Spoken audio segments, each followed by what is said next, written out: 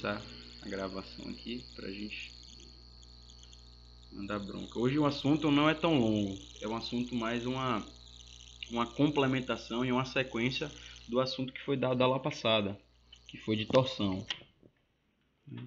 A gente viu um pouco sobre o que era torção, né? Definição da torção e tal. Analisamos os pontos mínimos e pontos máximos de tensão, a depender de onde nós estamos analisando aquele eixo circular, né? Aquela barra circular. E a partir disso nós conseguimos determinar também aquele momento polar de inércia, que iam variar de acordo com o tipo da estrutura do eixo, né? Da barra circular ali. Se fosse maciço, nós calcularíamos de uma forma, se fosse vazado, nós teríamos outra forma de calcular esse momento polar de inércia. Então hoje nós vamos entrar justamente no assunto de deformação em eixos circulares e também vamos estudar um pouco esse ângulo de torção, obviamente no regime elástico. Só para retornar um pouquinho, deixa eu só confirmar que está gravando, pessoal, para não. Então, só para a gente retomar um pouquinho a aula passada, a gente sabe que a gente comenta algumas aulas e se a gente não estiver pegando sempre no assunto, a gente vai dando uma esquecida, né? Que é normal da linha de aprendizagem aí. Tem que dar uma lida, ver vídeo, fixar, escrever, até que ele vai ficando automático no nosso pensamento. A gente vai voltar um pouquinho, já que a gente vai dar sequência do assunto anterior, a gente volta um pouquinho no conceito, né? E na parte inicial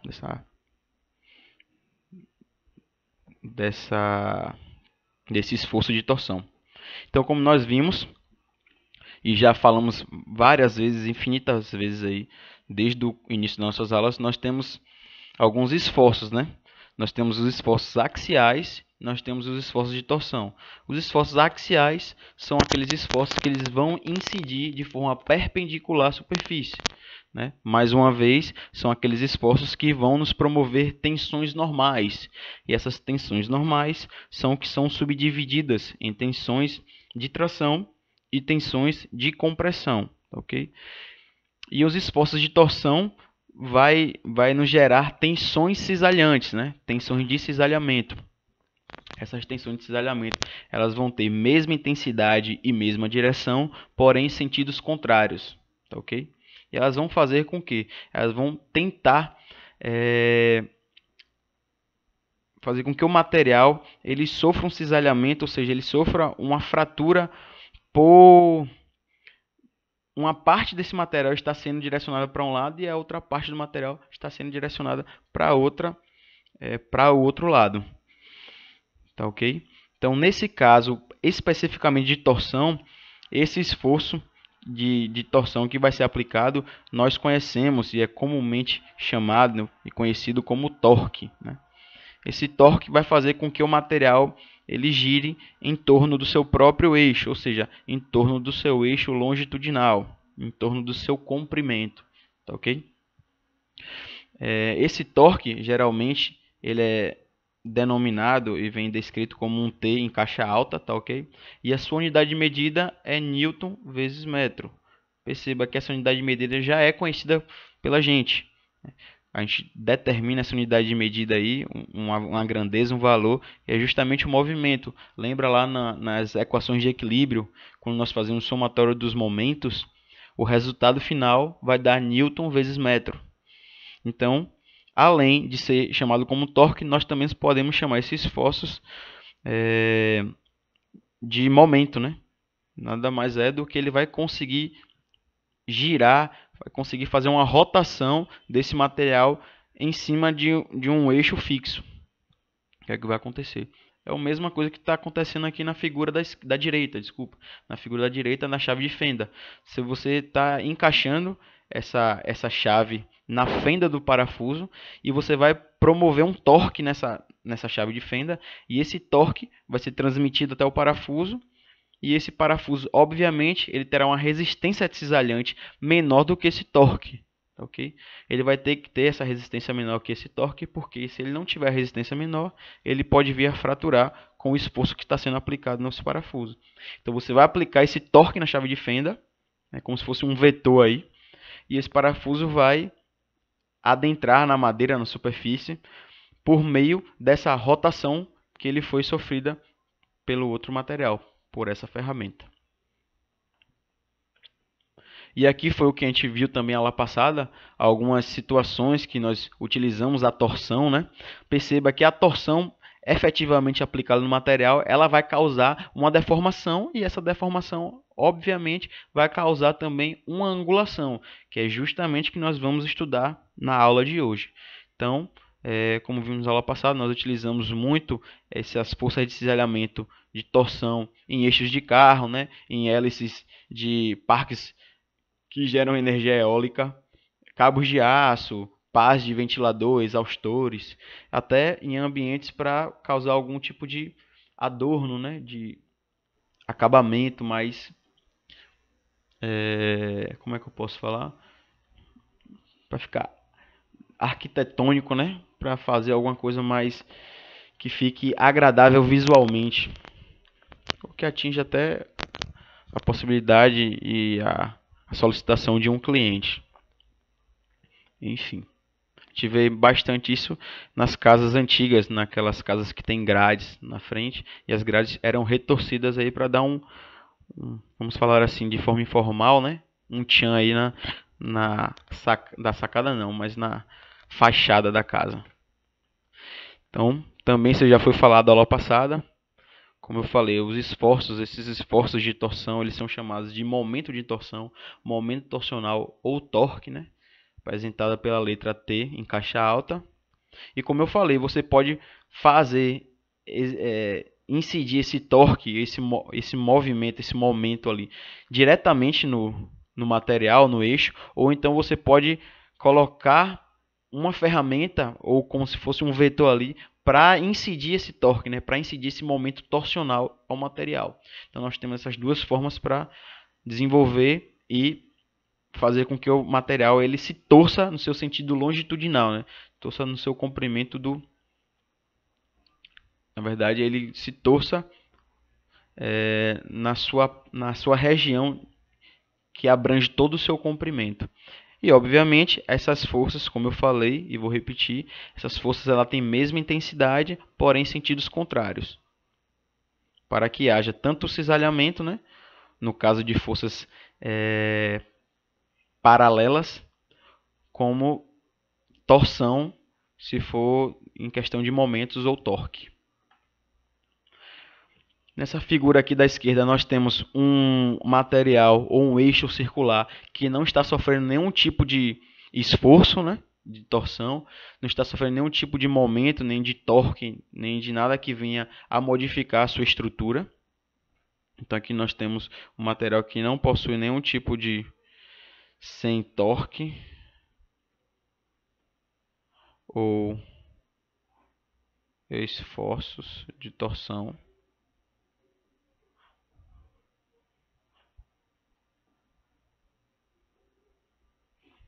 E aqui nós temos ou torque ou esforços de torção. Também aqui já foi falado na aula passada que quando nós aplicamos esse torque, três fatores acontecem.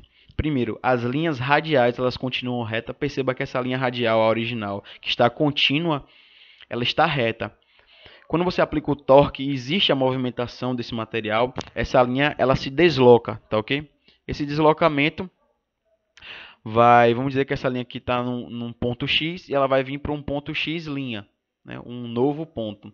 Ela vai haver sim um deslocamento, porém, essa linha radial ela continua reta.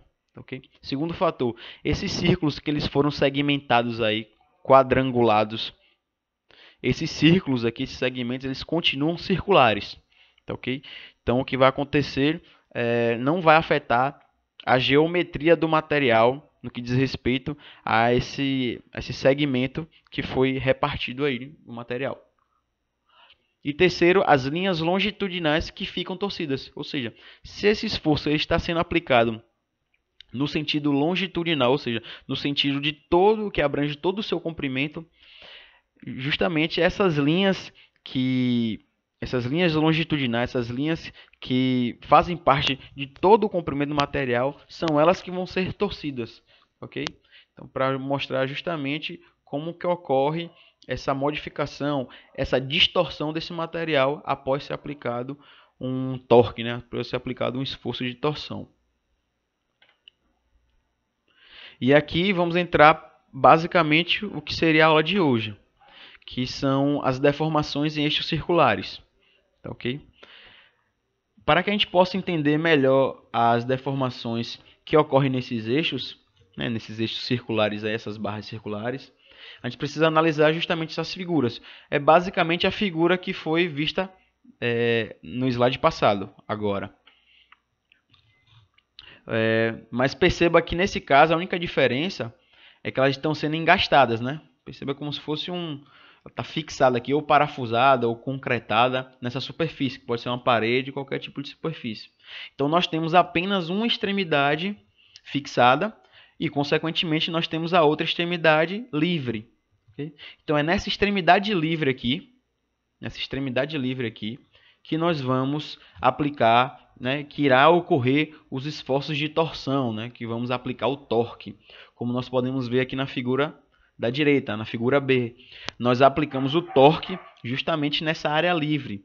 Quando nós aplicamos o torque, perceba que nós tínhamos a linha radial na seção transversal, a linha radial, como eu denominei no slide passado como X, aqui ele já denominou aqui como A. Então nós temos a linha radial num ponto A. Perceba que na figura A nós temos a linha reta, ou seja, não existe distorção nenhuma entre o ponto A e o ponto B. E na figura B nós já aplicamos o torque na extremidade livre, como eu falei. E esse ponto A, inicialmente embaixo, ele foi torcido e existiu, né, um comprimento aí, uma modificação, uma torção, uma rotação, melhor dizendo, uma rotação do ponto A original até o ponto A', que foi o seu novo local, né? De acordo com esse deslocamento sofrido a partir do torque gerado. E aí a gente consegue ver, obviamente, que se modificou, se teve uma rotação nesse ponto A original e foi para o ponto A', obviamente nós tivemos aí uma deformação, ok? Então, esse torque que foi aplicado, ele vai proporcionar uma rotação nessa seção transversal aí. Além disso, a gente pode perceber que existe, né, analisando aqui de certa forma mais macroscopicamente, a gente pode ver que existe uma proporcionalidade entre esse ângulo de torção, perceba que esse ângulo de torção aqui,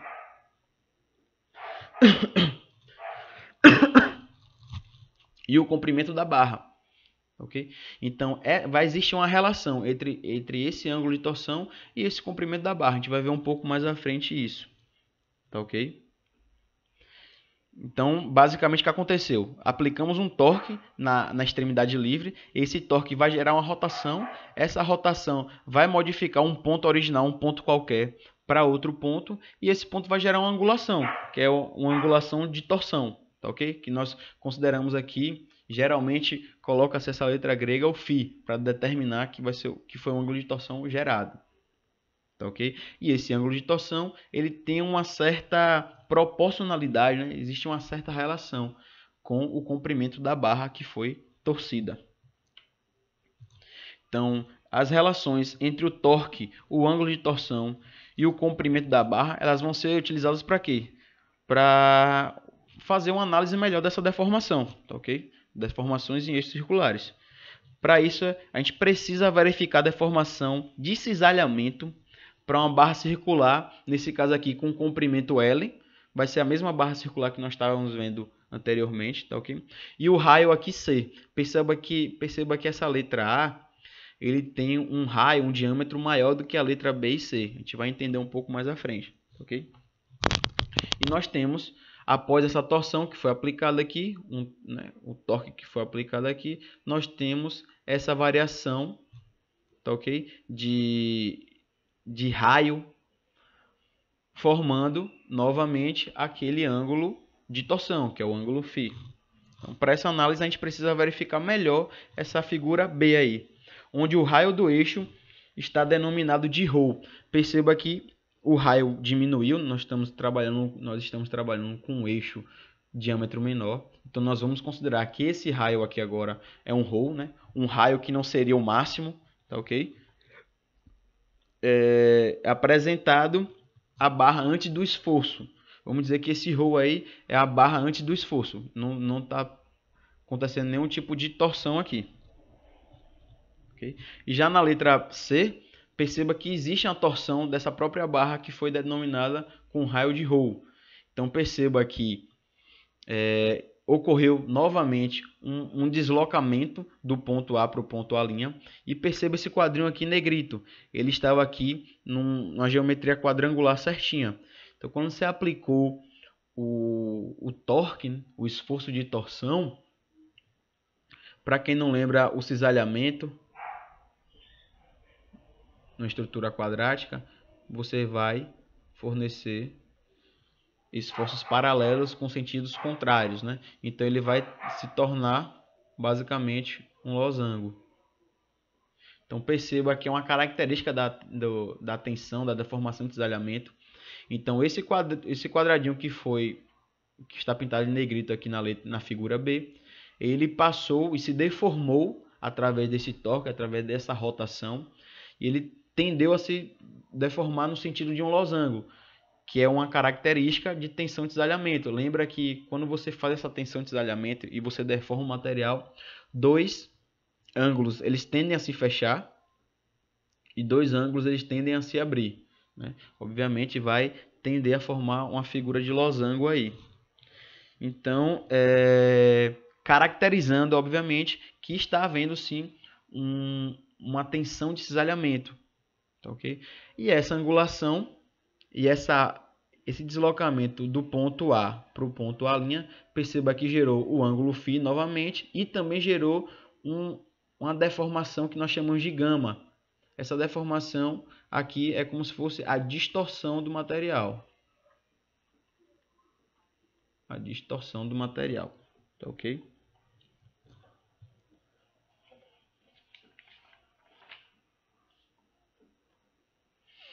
Então, se a gente conseguir fazer uma analogia entre esses ângulos que foram formados, tanto na seção transversal aqui, ó, pessoal, lembrando, seção transversal e a seção longitudinal, tá ok? Seção transversal que está pintada aqui. Eu vou apontar com a setinha que é melhor. Seção transversal é essa parte aqui. Então, se a gente fizer uma analogia e ampliar essa seção transversal para cá, a gente colocou aqui esse círculo com um raio R, um ângulo beta e um ponto A é B, para fazer analogia e uma relação trigonométrica. Geralmente, para a gente conseguir determinar essa deformação de cisalhamento, né, o comprimento desse arco aqui, a gente consegue fazer uma relação de que esse arco AB ele vai ser igual ao produto do raio vezes o ângulo. Okay? Isso é uma relação trigonométrica já deduzida que a gente pode já associar para o que foi ocasionado no eixo circular. Então nós temos duas triangulações aí, né? Nós temos a triangulação da seção transversal, que é essa seção transversal aqui, e nós temos a triangulação dessa seção de comprimento, né, longitudinal. Então nós podemos fazer uma analogia, na verdade, sobre essas duas seções. Da seção transversal, eu vou escrever aqui, deixa eu apagar aqui que eu vou escrever na lateral, que fica melhor. Então, o comprimento do arco aqui, desse primeiro, foi AB, vai ser igual ao produto do raio e do ângulo, tá ok? Então, para a seção transversal aqui, nós vamos ter... Boa noite a todos. Boa noite, professor. Boa noite. Nós vamos ter...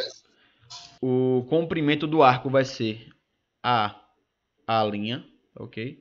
Vai ser igual ao produto do raio e dessa angulação. O raio aqui, dessa seção transversal, vai ser o ρ, vezes a angulação dessa seção aqui, transversal, que vai ser o φ. Determinamos para a seção transversal. E nós temos também para a seção longitudinal. Vai ser também a linha. Perceba que agora a seção transversal, desculpa, a longitudinal, nós temos o comprimento, né, como a base, e temos com a hipotenusa ali o gama. O gama vai ser a deformação. Então nós vamos ter L vezes gama. Então no sentido longitudinal nós fazemos essa relação. Ok? Professor, só uma coisa, isso é de torção, não é? Isso é de torção. Ok, Isso. obrigado. A gente está verificando a deformação através da torção. Ok. Beleza? Lembrando que quando a gente se trata de deformação, de torção e angulação, os resultados vão ser sempre em radianos. Ok? Deixa eu escrever aqui o gama melhor. Pronto. Em radianos. Então a gente consegue fazer essa analogia através da deformação de torção na seção transversal e na seção longitudinal.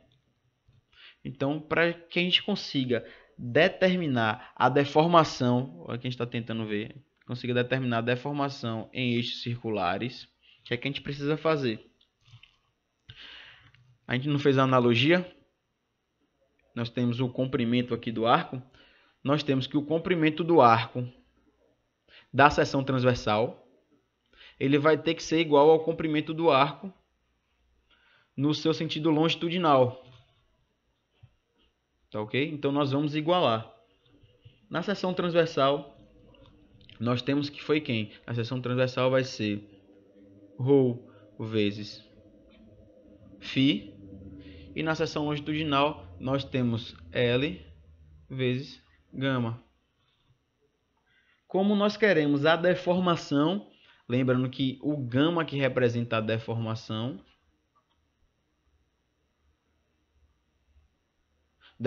ou distorção, né? Aqui. Então nós vamos isolar o gama. O gama aqui vai ser φ vezes ρ sobre L. Tá ok? Lembrando que o φ é o ângulo de torção.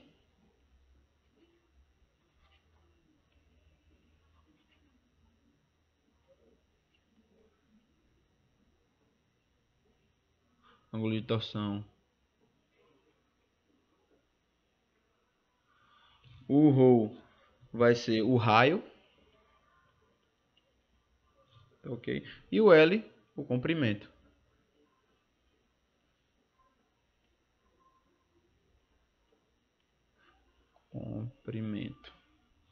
Tá ok? Então a gente pode determinar e verificar que essa deformação de salhamento em uma barra circular, ele vai variar linearmente com a distância ao eixo da barra. Porém, essa variação ela é inversamente proporcional. Ou seja, quanto maior a barra é, menor vai ser essa deformação, essa distorção, né? Essa angulação aqui que nós vamos trabalhar. Tá ok? Ô professor, Pode falar. essa força de torção está sendo aí no meio Não, da desculpa. barra? Essa força... Opa, eu risquei aqui. A força de torção é porque você entrou um pouco mais tarde, né? A força de torção vai ser sempre aplicada aqui, ó. Onde está essa setinha aqui, ó. Não precisaria ser na extremidade, não, né? Na ponta, não. A força de torção ela vai ser sempre aplicada na área livre, na parte livre, né? Na extremidade que é livre. Tá ok? Eu pensei que tivesse que ser aplicada aí nessa extremidade A. Nessa aqui? Sim, eu pensei que fosse. Não, extremidade sim, nessa daí, na B aí agora, onde o senhor botou B. Isso. Pensei que seria, É aqui eu mesmo. pensei que a força teria que ser aí. É aqui mesmo. Deixa eu voltar mais uma. Aqui, ó. Ó o torque aqui, ó, sendo aplicado. Ok. E existem algumas situações que você consegue aplicar uma força de torção em barras circulares, em qualquer material que ele esteja engastado nas duas extremidades. A gente vai ver um pouco mais à frente. Mas geralmente as extremidades, a gente aplica o torque na extremidade que é livre, para a gente conseguir torcer o material. Então, professor, se por um acaso Sim. essa torção aí tivesse justamente no meio desse comprimento dele, Ah, seria a mesma variação, cara, na extremidade? vai variar Mesmo só ele que no bem meio, pouco, né? Vai variar só que bem pouco. a Vai diferença vai variar ser bem pouca. pouco. É, se a gente pegar e trazer essa situação para a vida real, né? Se a gente quiser torcer de uma forma mais eficaz, a gente vai pegar nas extremidades, correto? Ok. E aí, se a gente for chegando mais próximo aqui, pegar uma barra de, sei lá, não sei aqui o que é que eu poderia torcer aqui agora. Mas uma barra plástica de polímero, se você quiser torcer ela, se você pegar nas extremidades, você vai torcer com mais facilidade, né? Ela vai torcer de forma efetiva durante todo o seu comprimento. Se você pegar ela no meio, a parte que você deixou de, né, a extremidade que você não pegou lá, ela não vai torcer, né? Ou vai torcer bem É, pouco. vai ficar mais rígida. Ela não vai, Vai, na vai verdade ela não ficar vai mais torcer, ela rígida. não vai torcer. Quanto menor o comprimento, menor a torção, não é isso? É ao contrário, Angulação. ao contrário. Ao contrário, quanto menor o comprimento aí da força de torção, maior vai ser a torção? Ah, você tá falando da Menor torção. angulação. Isso. Isso. Ao invés de ser na extremidade, se fosse aí no meio, seria, a torção que ele iria sofrer seria menor. Ah, isso. Agora perceba que quando a gente fala de deformação, essa relação é inversamente proporcional. Quanto maior a barra, menor a deformação. Professor, Oi. o que Paulo quis dizer aí é que se houver duas torções nas duas extremidades com a mesma força, ela vai variar igualmente nas duas extremidades, entendeu? É isso que ele quis dizer. Se houver Ah, duas tá. torções, uma para Ah, o agora e outra para interessante isso direita, que você está falando, porque quando a gente vai a torcer variação um vai ser a mesma. material, por exemplo, eu vou dar um exemplo do que acontece no ensaio mecânico de torção, né? No ensaio de mecânico de torção, somente uma extremidade é torcida, a outra fica fixada. Por quê? Vocês lembram quando a gente aplica uma força em um lado, automaticamente o outro lado vai fazer a mesma força no sentido contrário? Isso. Então, quando a gente aplica uma força de torção, geralmente, né? Eu não vou falar em todos os casos, 100% dos casos, porque a gente sabe que não acontece. Mas quando a gente vai fazer um ensaio mecânico de torção, apenas uma extremidade é rotacionada e a outra fica fixada. A gente vai ver isso também mais na frente. Eu botei até um exemplo de máquina de torção, né? E um gifzinho para mostrar. Mas geralmente apenas uma extremidade é torcida. Porque a outra automaticamente vai desenvolver uma força contrária com a mesma magnitude de intensidade. Entendeu? Na verdade, o que eu estava pensando, ela acabou compreendendo errado. Obrigado pelo apoio, né, querido, mas acabou compreendendo errado. Era o que eu estava falando mesmo, que o professor me explicou mesmo. Se fosse na extremidade aí, se por exemplo tivesse uma abraçadeira aí soldada bem na extremidade aí com Isso. alavanca bem grande, para a gente torcer na extremidade, a torção seria uma, a variação, a deformação seria uma. Isso. Se essa abraçadeira tivesse soldada no meio, onde está esse quadrinho preto aí, tivesse Ah, soldada no meio aí, com sim. alavanca grande, a gente fazendo a mesma força, a torção seria menor, a deformação seria menor. A Porque ele deformação teria mais seria resistência. menor. A deformação seria menor, correto. Porque aqui, ó. Ela teria mais Porque. resistência Isso. à torção. Vamos dizer que ela tá fixada aqui, você tá falando, né? Pronto. Isso. Se ela tá fixada aqui, quando nós aplicarmos uma força, um torque aqui, né? Uma força de rotação aqui, ela vai deformar menos. Porque a deformação ela é inversamente proporcional ao comprimento. Se você diminuir o comprimento dele aqui, ó, perceba, ela vai Peraí, eu acho que eu falei errado agora, não foi? É isso, Eu professor. falei É isso errado. aí. Ó. Assim, Eu essa diminui o braçadeira comprimento, que desculpa, eu pintou, diminui o isso. comprimento, a deformação vai ser maior, desculpa. É, a deformação vai ser maior aí na extremidade. Se é ali o que o Isso, senhor pintou correto, aí, o senhor pintou correto. de vermelho, fosse a braçadeira, se essa Isso. braçadeira tivesse aí na pontinha com a alavanca bem grande e a gente aplicar um torque, um determinado Isso, torque, aí seria uma deformação. E isso. se a gente colocasse essa mesma braçadeira Vamos nessa dizer, mesma barra vamos aí, estipular no um torque meio, aqui de 80 newton vezes metro, vamos supor aqui, beleza? isso, Se eu aplicar esse e torque aqui no, no, nessa na distância extremidade, L, a gente vai ter essa deformação aqui, de A até A, tá ok? ok, Pronto. ok, Aí vamos fixar agora onde você falou, nesse local isso, aqui. Quando você fixar nesse local e você aplicar o mesmo torque de mesmo 80 newtons por torque, metro, ela vai deformar mais. vai deformar mais, Mais. ah, ok. Poxa, eu achei que era Observando, eu menos. achei que iria deformar menos. Observando, eu achava que É, iria porque o diâmetro dele diminuiu, né? o Então aumentou a comprimento. resistência. O O comprimento comprimento diminuiu, dele né? O comprimento dele diminuiu. diminuiu, aumentou a Isso. resistência, então deformaria menos. O que era o que eu acho, é o que eu achava também. É o Se que a eu gente estava pegar a achando. Isso alavanca que e me colocar permitiu. no local vermelho aí, nesse local vermelho, Sim, sendo a braçadeira lá no final, aí você vê que a deformação é menor. Tá vendo aí? A gente está estudando a deformação dele completo. Mas se a gente botar a alavanca aí no meio, correto. possa ser que é melhor. Entendeu? A deformação, É. a deformação vocês acham que vai ser menor? Eu achava que seria Eu menor, acharia professor. que seria Não, menor. não, É. vai ser maior. Vai ser Com maior. a mesma força aplicada, Com a mesma força mas aplicada. Correto. essa barra com comprimento menor, porque quando coloca aí no meio, o comprimento é menor, certo? Ela não teria mais resistência a essa torção do que essa barra mais comprida? Não seria mais resistência, então a gente aplicando a mesma força, ela tendo mais resistência à torção, a deformação seria menor. Mas você lembra que quando a gente diminui a área, lembra daquele gráfico tensão-deformação? Quando a gente diminui a área, a gente também está diminuindo a força que ele resiste? Mas aí, professor, a área estaria sendo a mesma, estaria o volume, a massa que seria Pronto, menos. beleza. Mas Mas a área aí seria a mesma. a gente não É o mesmo diminuiu o diâmetro. comprimento? Beleza, beleza. Diminuiu, exato. Então diminuiu a massa, diminuiu o volume, mas o diâmetro da barra permaneceria. Mas a gente tá aplicando o torque, a gente não mudou o torque, beleza? Vocês estão achando que por diminuir o comprimento ela se tornaria mais resistente para A fazer a torção, rotação? a força que a gente aplicaria, ela iria resistir mais e deformaria menos.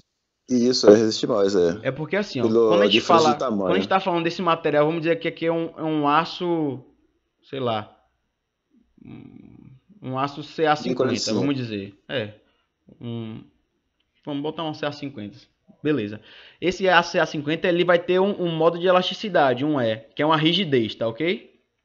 Essa rigidez do material, lembra? Quer dizer que mais ou menos a resistência desse material. É o quanto ele pode se deformar ou não, a resistência dele se deformar ou não.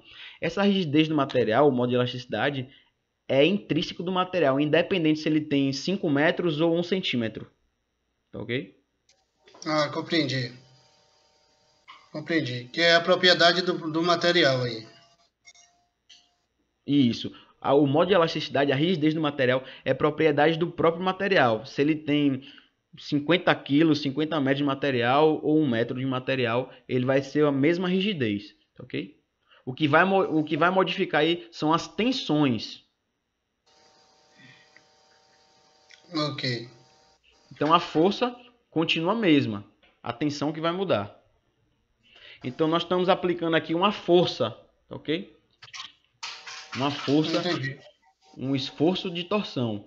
Então, nesse caso, é porque seria bom a gente conseguir demonstrar isso na prática, para você, se eu modificasse o comprimento de uma barra de isopor aqui, talvez, ou de alguma coisa mais elástica, né, de um plástico, e diminuísse, aplicasse a mesma força e diminuísse o comprimento, vocês iam ver que a deformação, perceba, a deformação é a torção dele, né? Ele aumentar de acordo com que eu fosse chegando mais próximo um dedo do outro. Se eu vá se afastando e aplicasse a mesma força, ele desdobra menos, né? Ele deforma menos. Bom, professor, só um minutinho, a gente vai atrasar um pouquinho, só, mas rapidinho. Mas vamos fixar aqui, vamos fixar aqui, ó. Julival até conversou comigo sobre isso. Sim.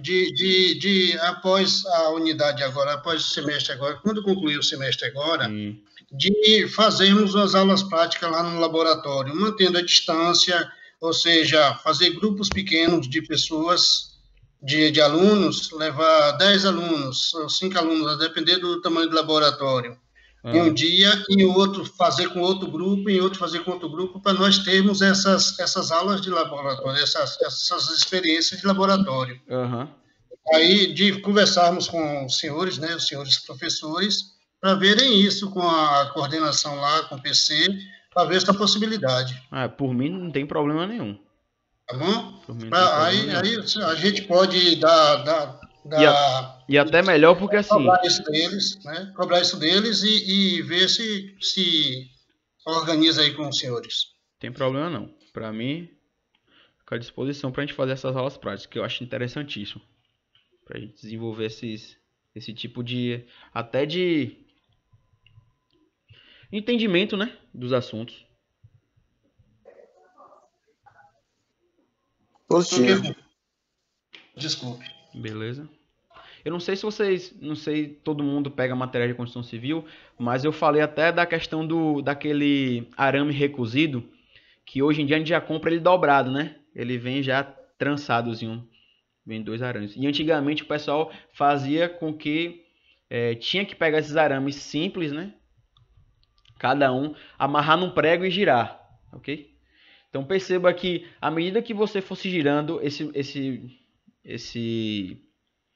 arame, à medida do comprimento dele, quanto maior o comprimento, você demorava mais tempo, porque a deformação dele era menor. Se você pegasse um arame de 50 centímetros, você torce ele mais rápido do que um arame de 1 metro, entendeu? Mas professor, mas ali seriam dois fios distintos. E aí, no caso, é um material só, um material único. Sim, tudo bem. Mas a ideia de deformação é a mesma em relação ao comprimento. Perceba aqui para você torcer. Então pega... Pô, pior que eu não tô com nenhum tipo de material aqui para fazer até um vídeo. Mas enfim, a gente tem que fixar isso aqui que eu escrevi do lado. Ó. Quando a gente aumenta o comprimento do material, menor existe a deformação desse material. Tá ok? Ok, professor. Quanto maior o comprimento do material, menos deformável ele é. A gente vai observando isso nos cálculos. Pode seguir a aula, professor. Pronto. Então nós temos essa fórmula aqui, que é a mesma que eu coloquei, né? A deformação vai ser igual ao ângulo, esse ângulo φ aqui na seção transversal, vezes o raio sobre o comprimento. E aí, quando a gente se trata de deformação máxima, a gente vai fazer aquela analogia também das tensões. Isso aqui foi um gráfico feito lá quando nós vimos na aula de torção.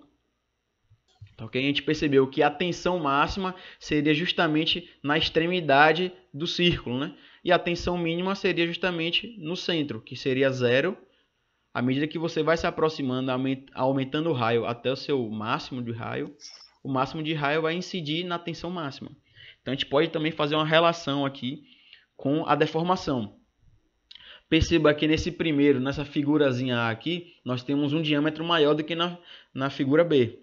Então se o nosso ρ na figura B, ele for igual ao C da figura A ali, né? Ao raio da figura A, ou seja, se o raio da figura de baixo for igual ao raio máximo, nós vamos ter, obviamente, uma deformação máxima. O que é que eu quero dizer com isso?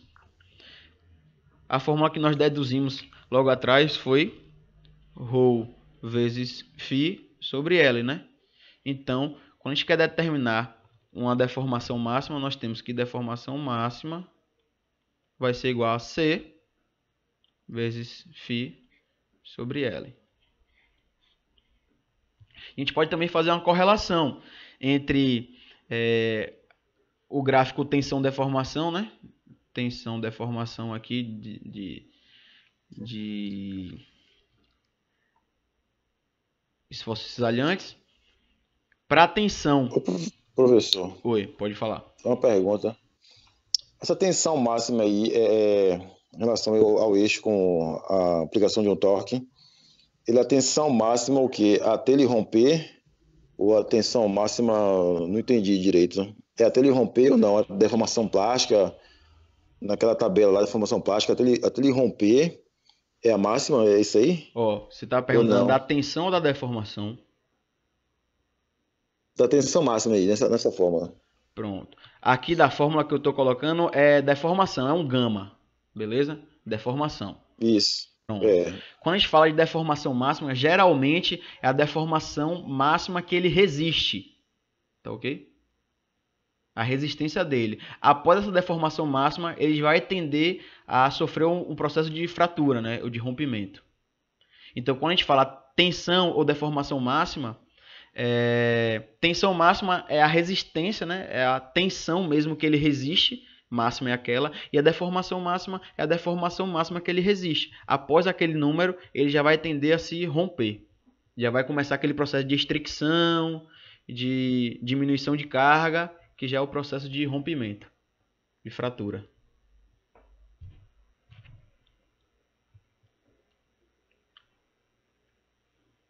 Beleza?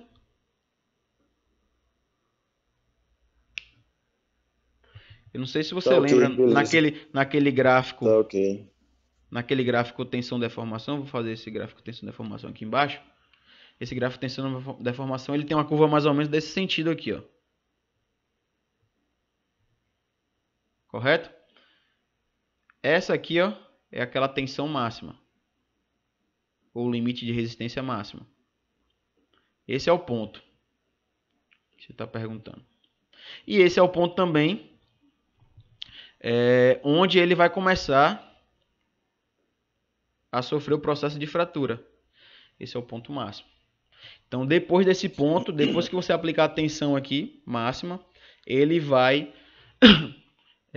começar a sofrer o processo de fratura ou de rompimento.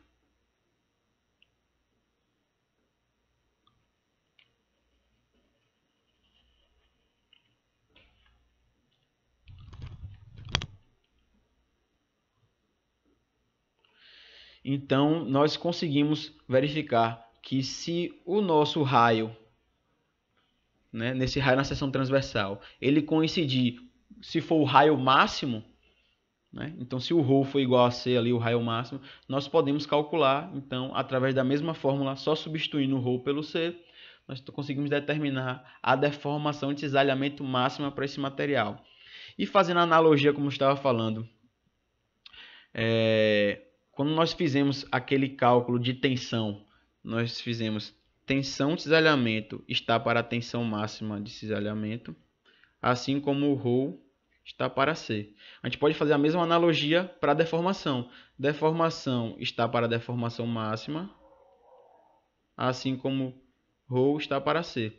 Portanto, a gente pode verificar aqui e determinar também essa deformação como ρ sobre C vezes deformação máxima.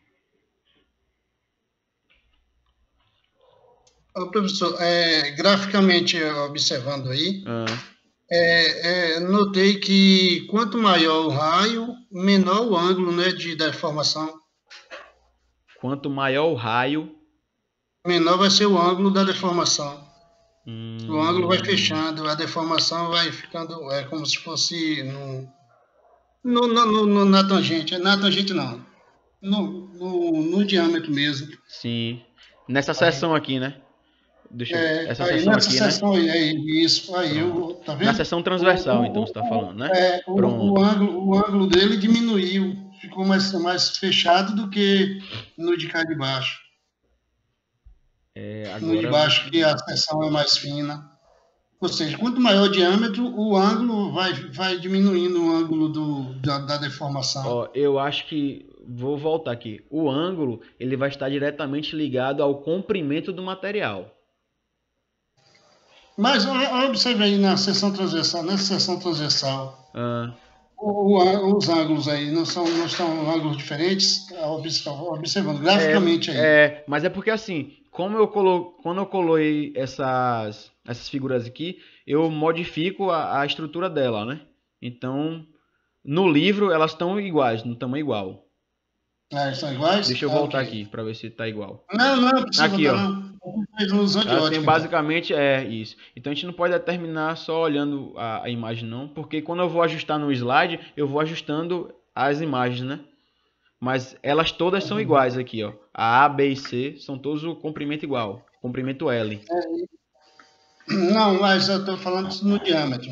Mas Então. eu entendi o que você falou. Isso aí foi alteração na figura. Mas esse ângulo que você está falando, o ângulo φ aqui, que foi originado na Esse seção ângulo aí que eu estava transversal, achando. esse ângulo φ, ele vai estar relacionado com o L, com o comprimento. Com comprimento. Por quê? Porque lembra que o comprimento ele vai determinar a deformação?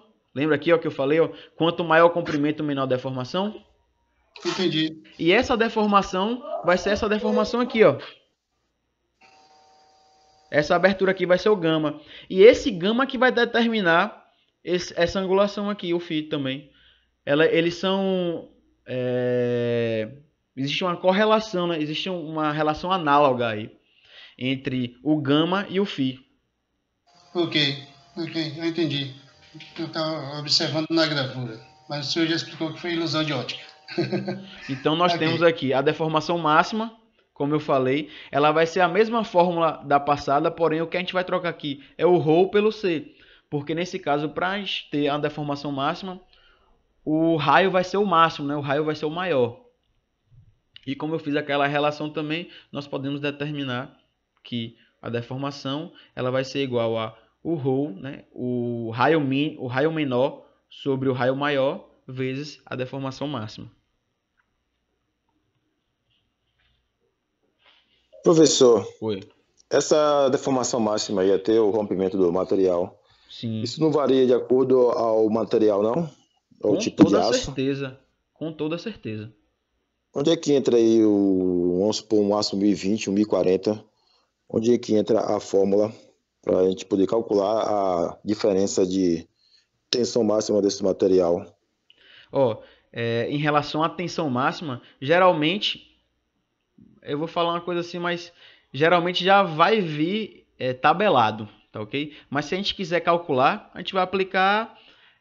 Nesse caso, a gente não vai aplicar nenhum dessas formas que a gente está vendo aqui, porque a gente está fazendo coisa de torção, né?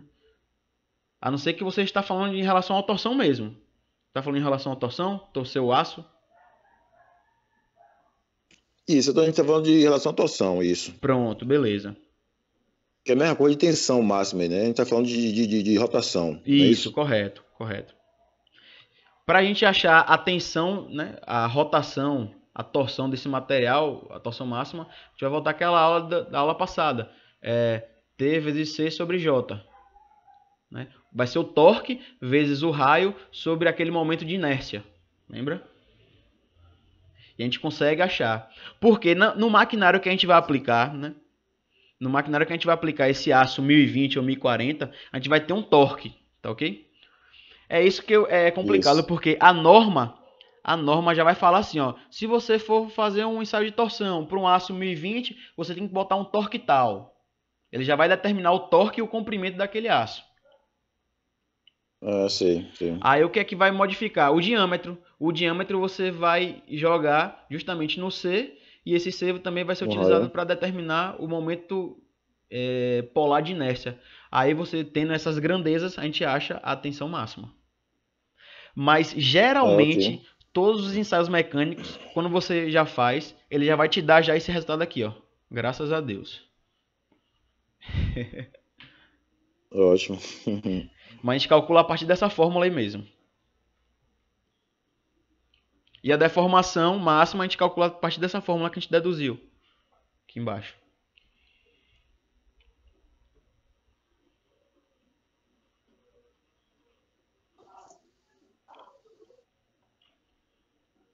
Beleza? Ok. Então, deformação máxima a gente consegue determinar, né? Deformação e deformação máxima a gente consegue determinar com essas deduções aí. Pronto. Deformação a gente basicamente é isso aí. Agora, como é que a gente faz para determinar o ângulo de torção desse material, né? O ângulo de torção desse material, o que é que a gente vai fazer? Primeiro, a gente precisa considerar que essa barra ela sofra um torque, né? Sofra um esforço de torção, e essa força esteja atuando num regime elástico. Para quem não lembra, regime elástico é essa região aqui, ó. Essa região aqui. Região elástica. A região elástica ela é característica pelo quê? Pela aquela linearidade entre a tensão e a deformação, né? Ou seja, se você... Região elástica. Meu Deus do céu.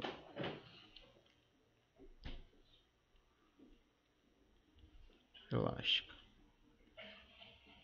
Ok? Se você retirar o esforço que foi incidido no material, ele vai tender a voltar ao seu estado inicial. Ok? Para quem não lembra também, nesse regime elástico, nós geralmente, né, e nós devemos aplicar e utilizar a lei de Hooke. Lei de Hooke. E para as tensões normais, nós temos que... Deixa eu refazer aqui melhor. Nós temos que sigma vai ser igual modo de elasticidade vezes a deformação específica. Isso aqui para as tensões normais.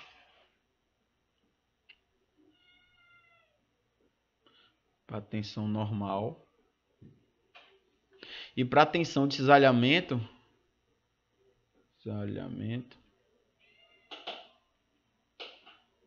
vai ser a mesma coisa. Só que a gente vai mudar as grandezas, né? Vai ser, em vez de sigma, vai ser tal, para indicar que é de cisalhamento.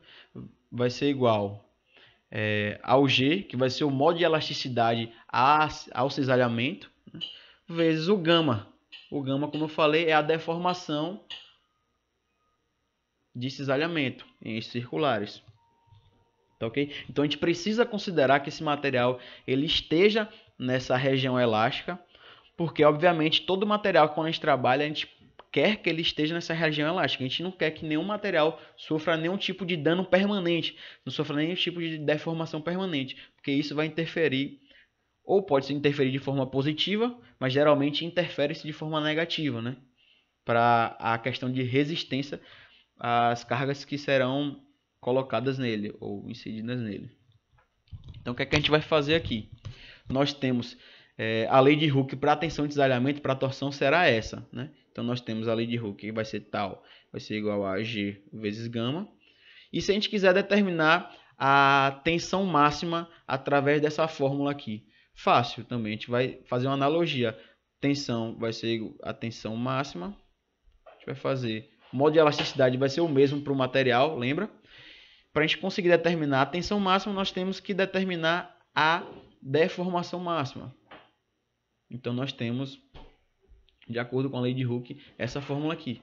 Tensão máxima vai ser igual ao modo de elasticidade vezes a deformação máxima do material. Perceba, a gente já determinou dois tipos de tensão máxima. Essa primeira aqui e a outra que eu acabei de escrever no slide passado, que foi que nós determinamos na aula passada de torção.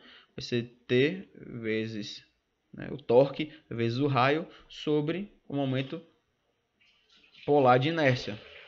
O que é que a gente vai fazer aqui? Nós sabemos que uma tensão máxima ela tem que ser igual a outra tensão máxima, independente do cálculo que seja. Então nós vamos igualar essas duas tensões. Igualando essas duas tensões, nós vamos ter G vezes a deformação máxima. Ela vai ser igual ao T, né, o torque vezes o raio sobre o momento polar de inércia. O que a gente quer descobrir aqui? a gente quer descobrir aqui ainda a deformação máxima. Por quê? Porque a partir dessa deformação máxima, através dessa lei de Hooke, né? Porque a gente quer trabalhar com material na região elástica, a gente vai igualar essas deformações máximas depois para conseguir encontrar o ângulo de torção. Perceba, vamos isolar aqui a deformação máxima. Nós vamos encontrar que vai ser torque vezes o raio sobre o momento polar de inércia vezes o modo de elasticidade. Encontramos aqui a deformação máxima. Perceba que a gente encontrou a deformação máxima no slide passado, com essa fórmula, e encontramos aqui através do regime elástico, essa região, ou essa deformação máxima, desculpa. TC, né, torque vezes o raio, sobre o J, que é o momento polar de inércia, vezes o G, que é o momento, modo de elasticidade. Deixa eu apagar aqui que já tem a fórmula embaixo. Então, nós achamos que a deformação máxima seria essa aqui. O que é que a gente vai fazer agora? A gente vai igualar as duas deformações máximas que nós encontramos. Deformação máxima que nós encontramos agora foi o torque vezes o raio sobre momento polar de inércia vezes o modo de elasticidade. Vamos igualar com a outra deformação máxima. Vou botar duas setinhas aqui. Que foi justamente... Deixa eu voltar aqui para me recordar.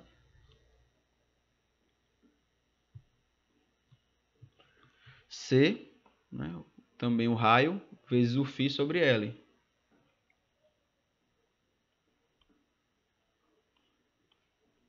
Sobre L. Então vai ficar igual ao raio vezes φ sobre L. Então, o que é que a gente quer descobrir aqui? Lembra que o ângulo de torção é o φ, como nós falamos, então a gente vai isolar o φ. Isolando o φ, nós vamos ter que vai cortar o C com C, vai passar um dividindo pelo outro. Nós vamos ter que vai ser torque vezes o L, né, o comprimento, sobre momento polar de inércia vezes o modo de elasticidade. Pronto. Essa é a fórmula que nós vamos utilizar para conseguir achar o ângulo de torção que foi desenvolvido, né, que foi colocado a partir do torque, a partir da torção que foi submetida ao material.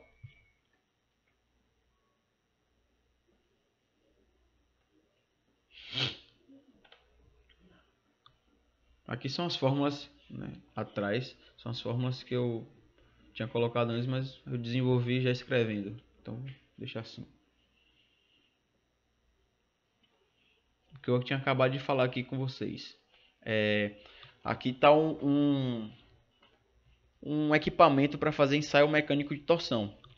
Então, nesse caso aqui, geralmente a norma já vai nos mostrar valores pré-estabelecidos para o comprimento do corpo de prova e o raio, né? Isso vai depender também que tipo de material vai estar sendo torcido ali, vai estar sendo ensaiado. Então, para esse material, nós temos aqui um mostrador, tá ok? Esse aqui vai ser o mostrador de carga, a carga que está sendo aplicada a esse material. Se for um material que nós não conhecemos, obviamente vai ser mais interessante ainda, né, a gente se atentar e verificar esses valores. Geralmente o material que é conhecido, a gente vai colocar esse material que já é conhecido para ver se ele está dentro dos padrões estabelecidos para que aquele material seja comercializado com segurança. Tá ok? Então nós temos um mostrador aí, nós temos também nesse mostruário, vamos dizer assim, um registro de deformação por torque, né? Nós temos também aqui ainda o controle do motor. Nesse caso aqui, para esse equipamento, o cabeçote fixo vai ser aqui. Cabeçote fixo.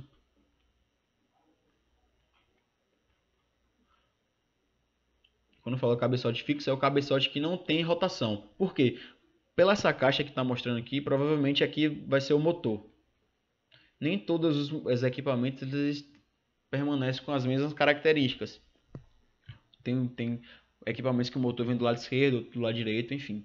Então, basicamente, como essa caixa tá aqui do lado esquerdo, provavelmente o motor vai ser aqui e provavelmente também esse cabeçote vai ser o móvel. Outro indício que esse cabeçote é móvel, temos uma placa aqui, provavelmente de acrílico, para evitar algum tipo de material voe para o técnico que esteja manuseando o equipamento. Tá, okay? Nós temos também o trilho. Esse trilho vai ser justamente para ajustar o comprimento, do corpo de prova ou da amostra. Tá, ok?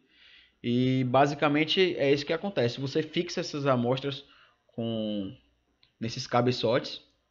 Você vai ter, como eu falei, a norma já vai mostrar o comprimento e o raio, né, desse material que vai ser colocado. E o torque e o ângulo de torção também vai poder ser calculado de acordo com as referências de comprimento que foi estabelecido ali. Então lembra que essa angulação também vai ser referente, vai ter relação direta com o comprimento do material. E tem uma coisa interessante aqui. Se você submeter essa amostra e essa amostra sofrer diferentes intensidades, né? Ou seja, forem aplicados vários esforços de torção em vários pontos, ou até se o molde de cisalhamento ou se a área da seção transversal ela for alterada subitamente entre uma região e outra, a gente precisa fazer o quê? A gente precisa aplicar e utilizar uma equação da deformação máxima, a deformação máxima que a gente viu anteriormente, de acordo com a lei de Hooke. A gente tem que aplicar essa fórmula aqui, ó, deformação máxima, torque vezes raio, vezes momento polar de inércia, vezes modo de elasticidade, né? Modo de rigidez aí. Para quê? A gente vai ter que aplicar em cada ponto que teve interferência nesse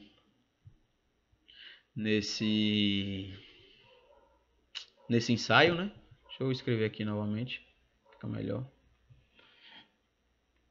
TVC vezes G, ok? Então a gente vai aplicar em cada ponto que ficou constante. Depois que a gente aplicar em cada ponto, a gente vai ter que fazer o somatório de cada situação dessa, de cada espaço constante, em cada área constante que teve a deformação, para depois aplicar e fazer o somatório e só assim conseguir determinar o ângulo de torção daquele material. Que vai ser a tensão média, não é, professor? Não, aqui a gente fazer tá falando... somatória de todas as tensões máximas e depois dividir pelo número de tensões. Aqui é deformação, viu? Aqui é deformação. Não, a deformação, sim, isso. A deformação, perdão. A deformação, aí na peça houve deformações variadas. Em cada seção houve um tipo de deformação máxima. Isso. Aí vai ser calculada a deformação máxima em todos os pontos que sofreram deformação. Isso. Somar, depois os resultados, somar e depois dividir pelo número de seções que houve a deformação? Não vai precisar não. Você só vai somar você só vai somar todos aqui, ó. Se você teve 3 pontos diferentes ali, você vai ter o somatório deformação máxima no ponto 1, deformação máxima no ponto 2 e deformação máxima no ponto 3. No final dessas deformações você vai somar, tá OK? Você somando, você vai conseguir determinar o ângulo a partir dessa deformação máxima total. Não vai dividir não precisa encontrar a deformação média, não. Não precisa encontrar a deformação média, não. Ok. Beleza?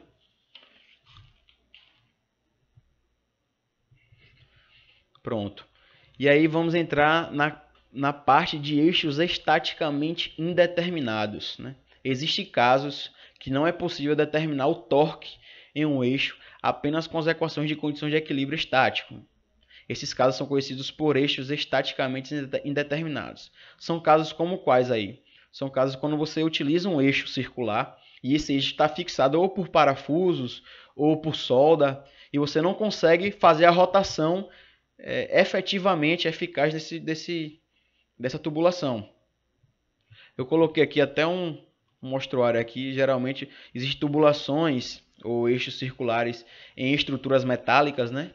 Até aqui eu coloquei uma parte de andaimes aqui, ó, que são situações que estão fixadas aqui, ó. Se você aplicar um torque, se você aplicar uma rotação ali, obviamente ele vai sentir essa rotação, mas ele vai resistir, tá ok? Mas não vai haver, eles vão ser eixos, como eu falei, estaticamente indeterminados. A gente vai ver por quê, né? Então nós temos aí a figura A. Perceba que nós temos as extremidades A e B fixadas, vamos dizer que elas estão engastadas aqui. Elas estão fixadas. Tá ok? E nós estamos aplicando um torque. Esse torque aqui geralmente vai ser dado, né? Torque ou numa situação real, um torque já mostrado aí no enunciado de algum exercício, tá ok? Então a gente vai fazer aqui o DCL, que é o diagrama de corpo livre. Deixa eu escrever aqui que a letra não está boa. DCL, diagrama de corpo livre. Que a gente consegue determinar. Perceba que se a gente está aplicando um torque, esse torque aqui no sentido anti-horário, vamos dizer aqui no sentido anti-horário positivo, perceba que se eu estou aplicando um torque num sentido, as extremidades elas vão tender a aplicar no somatório delas a mesma magnitude de torque do centro, porém com sentidos contrários, para fazer com que haja um equilíbrio desse material, né, dessa situação. Então o que é que a gente vai fazer aqui? Para esse caso, nós vamos fazer um somatório dos momentos dessa barra, né? Colocar uma barra aqui X. Ele somatório dos momentos tem que dar igual a zero, né? Para estar em equilíbrio. Vamos determinar também que sentido anti-horário é positivo. Então perceba que para essa situação nós temos o torque que nós conhecemos, né? Entre aspas, nós já vamos conhecer. Nós temos o torque de momento aplicado, o esforço aí positivo. Nós temos o TA ali, ele vai ser negativo. O TB também está sendo contrário ao torque do meio, vai ser negativo. Isso aqui vai ser igual a zero. Okay? Tranquilamente isso aí, né? Nesse caso, o que é que a gente percebe aqui? Nós temos apenas uma condição de equilíbrio, ok? Que foi essa equação aqui, a equação 1. Nós temos apenas uma equação de equilíbrio para quantas incógnitas aqui? Nós temos duas incógnitas, duas incógnitas. Por isso que ele é determinado, ou por isso que ele é chamado de estaticamente indeterminado, ok? Então, para resolver esse problema, a gente precisa fazer o seguinte: a gente precisa aplicar uma condição chamada de condição de compatibilidade ou condição cinemática. O que é que a gente precisa fazer então? Primeiro passo,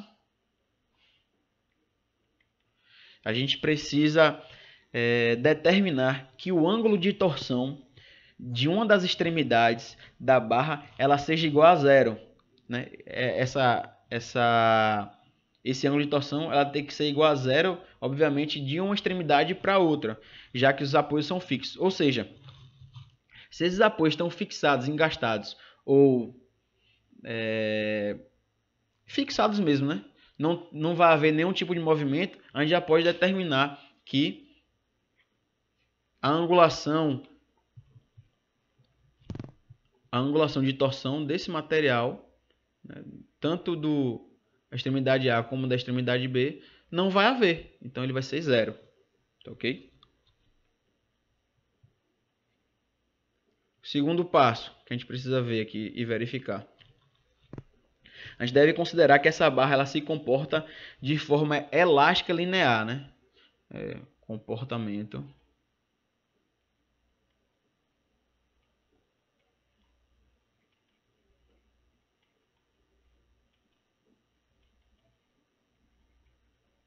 elástico linear, né?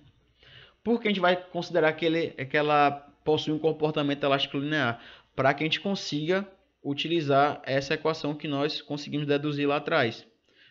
O ângulo de torção vai ser igual a torque vezes L sobre momento polar de inércia sobre, vezes modo de elasticidade.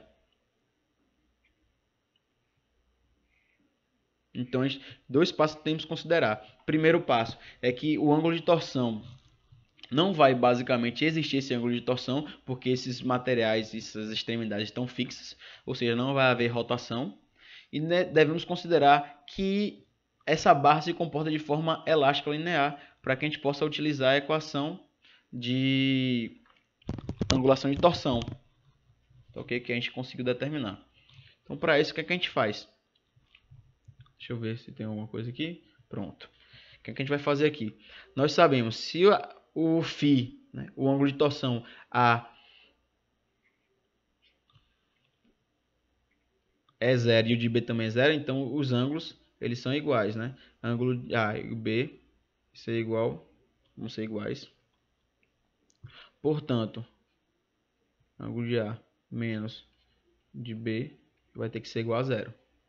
Tá ok?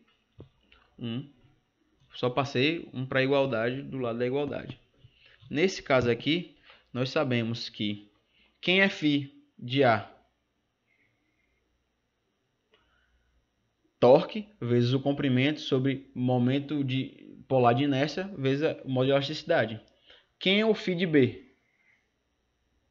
Torque de B vezes o comprimento de BC sobre o momento polar de inércia vezes o modo de elasticidade.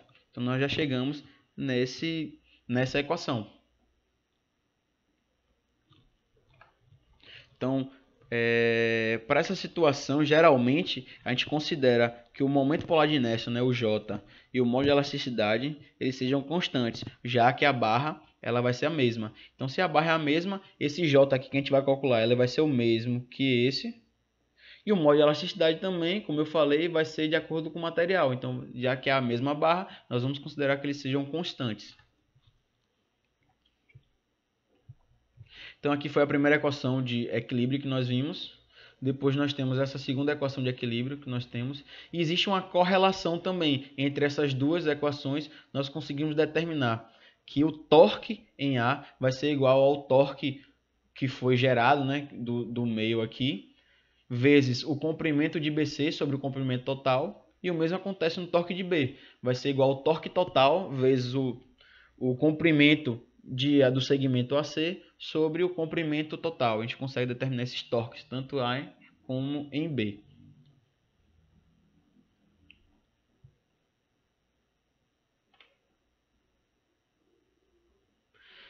Como eu falei até com o pessoal ontem, esses assuntos, eles parecem que a gente está falando a mesma coisa sempre e a gente utiliza muitas nomenclaturas de torção, deformação e parece que eu estou sempre deduzindo uma fórmula que a gente usa 30 fórmulas para calcular a mesma coisa, mas nem sempre é assim, basicamente não é a mesma coisa não que a gente está falando, tá ok? E muita letra grega, então pode confundir e tal. Então o que é que a gente precisa fazer? A gente precisa depois disso fazer exercício de fixação, mas não só isso. Também dar uma lida, uma olhada depois para conseguir distinguir uma coisa da outra e fixar melhor o que está sendo aplicado e está sendo colocado na aula.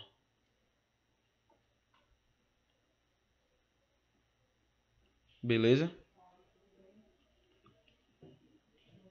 Como eu falei, esse assunto é um pouco mais rápido, porque é como se fosse uma sequência do assunto de torção, que foi dado na aula passada. E vamos fazer esse exercício de fixação aqui para a gente entender basicamente o que é que foi falado, ou pelo menos alguns pontos mais específicos. Alguém ficou com alguma dúvida em alguma explicação? Tanto na questão de deformação, entenderam a questão da deformação, o ângulo que a gente determinou e os eixos estaticamente indeterminados. Foram basicamente esses 3 tópicos que nós vimos hoje.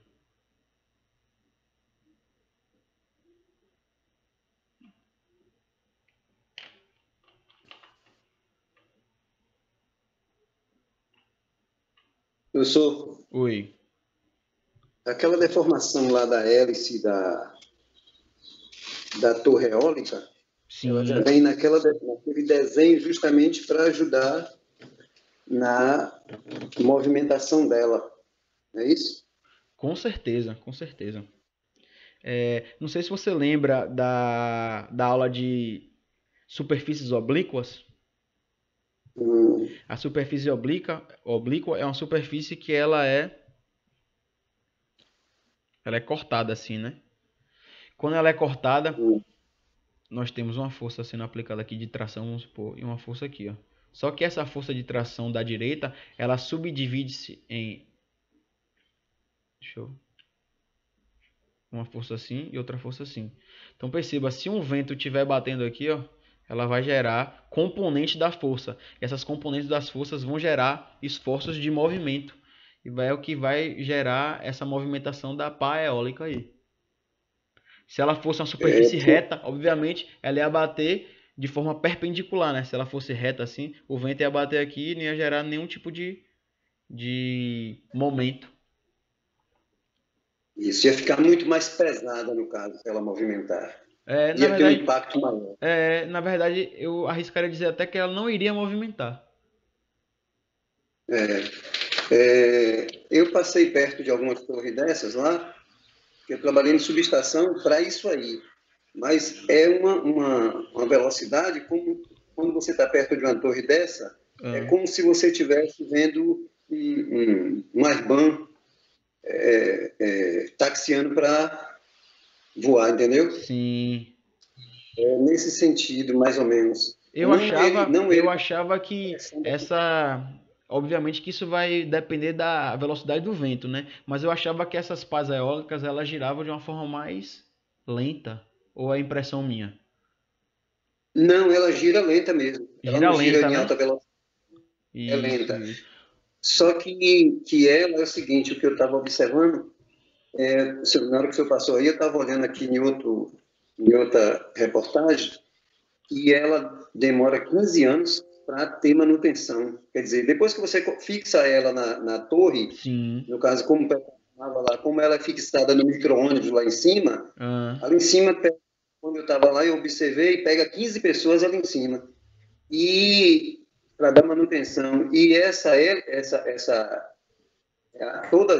todas as hélices da torre, ah. ela tem um revestimento, ela é de fibra com revestimento de aço e ela demora 15 anos depois que é colocada no lugar para ter manutenção. Então, é uma resistência. Ah, E se não tá. fosse esse formato, eu acho que não demoraria esse tempo todo, né? Não, não, não, com certeza não. Agora, eu acho que a questão da durabilidade que você está falando, ela está mais ligada com a composição dos materiais que ela é feita do que basicamente com a torção dela. Eu creio nisso. Porque, como você falou, ela é feita de. Eu achava que ela era toda de aço, né? Ou de metal, enfim. Ela é de fibra de carbono, é? Ou de fibra de vidro, não sei. Ela é de fibra de vidro. Fibra de vidro, né? Agora, porém com revestimento interno de aço. Interno? Tipo uma tela, entendeu? É tipo uma tela. Entendi, para reforçar. Eu acho que se ela Isso. fosse feita totalmente de aço, ia ser muito pesado, né? No laboratório Sim. que a gente faz pesquisa aqui, a primeira pesquisa que foi publicada foi justamente utilizando fibra de coco para ser incorporada nessas hélices de pá eólica. Foi um trabalho Eu loucura. acredito que eles já fazem, né, usa vários componentes. E ela tem de 100 metros a 62 metros de comprimento, é muito comprida. Geralmente cada torre leva 3 hélices ou pode levar mais? Sabe dizer? Só três. Só Só 3, né? três. É tipo catavento mesmo, né? E ela tem um sensor que ela gira, a torre gira de acordo com a mudança do vento. É tipo um girassol, ela vai captando, vai girando no na base dela, é? A base dela mesmo vai girando para caçar o vento assim, para buscar A o base não vento, né? gira, ela gira em cima. No que a gente chama lá micro-ônibus. Ele tem um sensor que vai girando de acordo com o vento. Então nós temos aqui a base dela, tá ok? E nós temos uma base aqui em cima. Isso. Em cima, na parte superior dela, Essa ela parte tem o aqui. sensor e é móvel, isso. E essa Isso. parte aqui ele se movimenta. se movimenta. A de cima é fixa, chumbada numa estrutura Sim. com chumbador com cerca de 200 parafusos. Porra. E Sabia que era. 100 metros de Isso foi em altura. que. 100 Isso metros de foi altura. que. Foi aqui na Bahia mesmo, lá no oeste da Bahia? Foi em Cafarnaum, pertinho de Morro do Chapéu. Ah, Morro do Chapéu eu conheço. É um parque chamado Serra Azul. Tem várias torres dessas.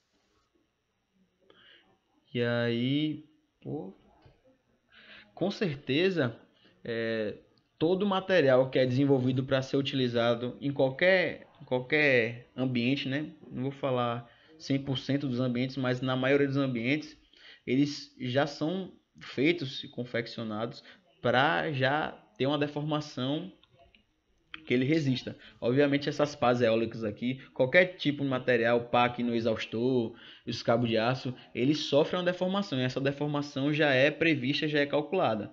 Mas passando É, disso, é o que a gente falou, passou dessa deformação, dessa tensão máxima que ele resistiria ali com condições de serviço e desempenhando seu papel de forma funcional, ele já começa a fraturar, já começa a, a perder a sua funcionalidade e perder sua eficiência. Então, o apesar da curioso torção que que foi é feita ali, ele já também vai resistir a mais um processo de torção aí que já é calculado. isso. Pode O finalizar. curioso é que ela já está ficando para trás, né? Já tem as torres sem as hélices, sem essas pás, no caso. Já tem as torres de energia eólica sem hélice? Sim, ele tem um estator, e no caso, na estrutura que ela é fixada, tem um extrator que vibra Ah, e é já não porque usa mais é essas porque na hélices. verdade agora eu fiquei com dúvida, porque é o seguinte, a gente utiliza essas hélices para captar o vento e o vento fazer rotacionar o motor de dentro e gerar energia, correto? É basicamente assim, né? Simples. Isso. E É, agora essas torres elas estão sem hélice e o vento faz com que ocorra uma vibração dentro dela enfim. não precisa mais do vento, Ah, não precisa mais do vento? não. E ela já pode ser usada, você já pode comprar uma dessa e colocar, no caso, na frente, no quintal da casa, para energizar, no caso, uma residência. Beleza, mas ela capta essa energia de quê? Ela tem um estator na estrutura dela que causa uma vibração com uma mola. Beleza, tudo bem. Mas é porque eu não estou conseguindo entender assim. É, tem que existir alguma movimentação para ou movimentação, né, ou energia mecânica ou energia, sei lá, solar, por exemplo. Mas essa vibração que ocorre dentro dela, enfim, ela é ocasionada pelo quê? O que é que faz com que essa Olha, vibração comece? Você sabe dizer assim? é com o próprio peso dela. O peso desce e tem uma estrutura que empurra ela para cima de volta e ele vai descendo, entendeu? E causa aquele atrito. Ah, tá. Entendi. Pô, vou pesquisar. Como é o nome disso? Você está falando agora? É, no caso, no caso aí, pode pesquisar desse mesmo jeito aí, na energia eólica. Ah, tá. Toda, na fonte renovável, né? Na fonte renovável vai mostrar, no Pronto. caso, a Vou dar uma olhada fotovoltaica. nisso, que é interessante. Eu nunca tinha visto falar nessa parte, não. Até para eu entender como é que é o mecanismo de captação de energia e transformação de energia. Porque né, É, nesse caso de energia eólica, ele vai fazer o quê? Ele vai pegar uma energia cinética, né, e transformar em energia elétrica, vamos dizer assim. isso. Transformação de energia. Agora Agora é uma sim. coisa que também está chegando, é uma coisa nova, entendeu? Já é um avanço. Mas a gente tem que ficar ligado nesses tops de modificação e de renovação de material. Tem que É ficar ligado legal. nisso aí. Para fixar aqui novamente, lembrando que o comprimento ele é inversamente proporcional com a deformação, tá ok? Então, se você aumentar o comprimento do material, ele se deforma menos, tá certo? Isso que ficou um pouco, né? Ficou um pouco confuso aí.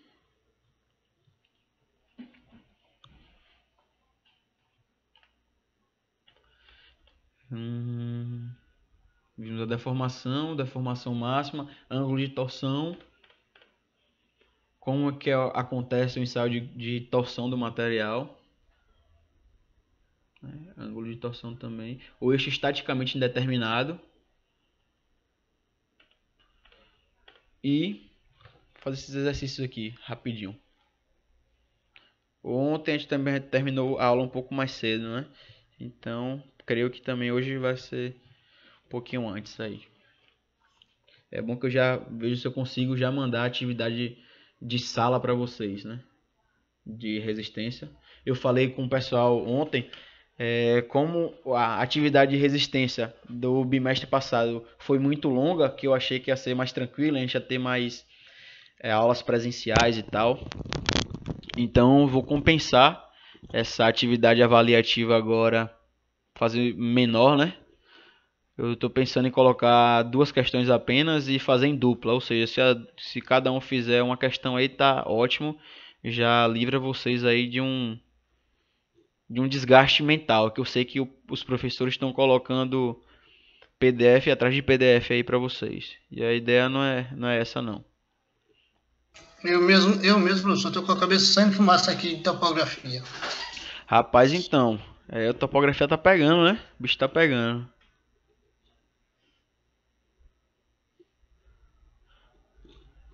Mas a ideia é essa aí. E passar também a avaliação o quanto antes para vocês terem mais tempo de fazer. E também vai ser uma avaliação pequena, tá ok? Para abordar pelo menos uma questão de cada assunto aí. Ou seja, foram 4 assuntos aí. 4 ou 5, eu acho. Mas a gente vê isso aí, não tem problema não. A intenção é vocês entenderem o que está sendo feito e passar adiante. Essas provas serão em qual período, professor? Eu preciso dar o resultado para a instituição até o dia 19, né? Até sexta-feira. Então a gente tem um tempinho bom aí para eu mandar a prova para vocês fazerem. Eu sei que não só tem minha matéria, eu sei disso. Mas eu vou pedir para vocês me entregarem pelo menos nessa semana entre o dia 15 e o dia 17 aí, que dá tempo de eu corrigir tranquilamente e colocar a nota até dia 19. Eu já quero soltar essas provas aí já a semana que vem, no máximo. Bom, então vamos lá. Para fixação aí, ó, nós temos um eixo de aço A36 e esse eixo ele tem um diâmetro de 50 milímetros, tá ok? E ele está preso nas extremidades A e B. Se eles estão presos nas extremidades, né? Se essa barra está presa nas extremidades, é sinal que ela é um eixo estaticamente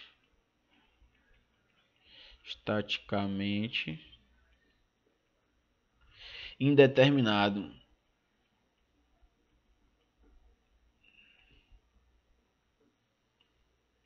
Beleza, né? Então, eixo estaticamente indeterminado. Nós vamos ter apenas uma equação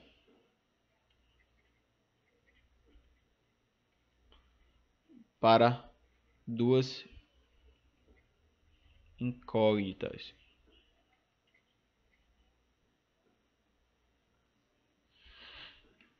Pronto.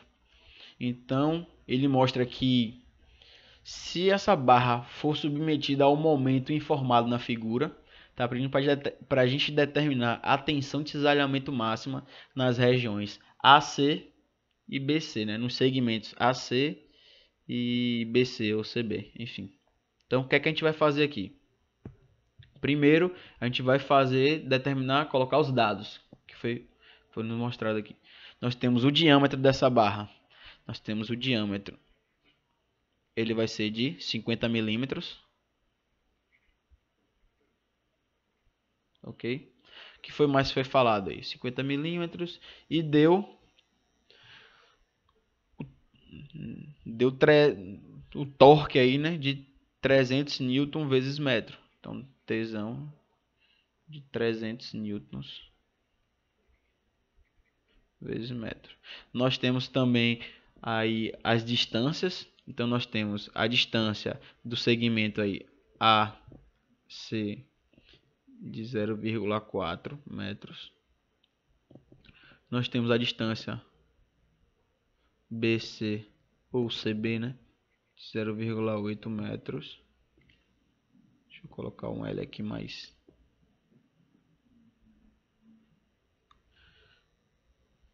Tá ok? Diâmetro de 50 milímetros. Pronto. Diâmetro de 50 milímetros. Torque de 300 e as distâncias LA e LC. O que é que a gente vai fazer aqui? A gente precisa iniciar fazendo o somatório dos momentos. Somatório dos momentos aqui. Vamos determinar o sentido anti-horário como positivo. Esse somatório dos momentos tem que dar igual a zero. Portanto, nós temos aí um torque positivo. Deixa eu apagar aqui e colocar um 300. Um torque positivo. Se eu estou fazendo um torque e as duas barras estão fixadas nas extremidades e as barras estão, meu Deus do céu, e as extremidades da barra estão fixadas, obviamente cada extremidade vai favorecer com uma porcentagem, né, para no sentido contrário, para que ocorra um equilíbrio desse material, dessa estrutura. Então nós vamos ter menos T em A aqui, menos T em B, vai ser igual a zero. Beleza? Nós vamos chamar aqui, vamos chamar aqui de primeira equação. Ok? Lembra que nesse caso aí, como elas são fixadas nas extremidades, nós vamos considerar que o ângulo de torção de A e de B ele vai ser igual a zero, correto? Então, portanto, nós vamos ter aquela fórmula. Torque de AC vezes comprimento AC menos torque de BC menos comprimento de BC sobre J vezes G, momento polar de inércia vezes o modo de elasticidade, né? Isso aqui vai ser a fórmula de AB. Isso aqui vai ser igual a zero, ok? Obviamente, se nós passarmos o J e o G multiplicando, vai zerar. Então nós vamos cortar.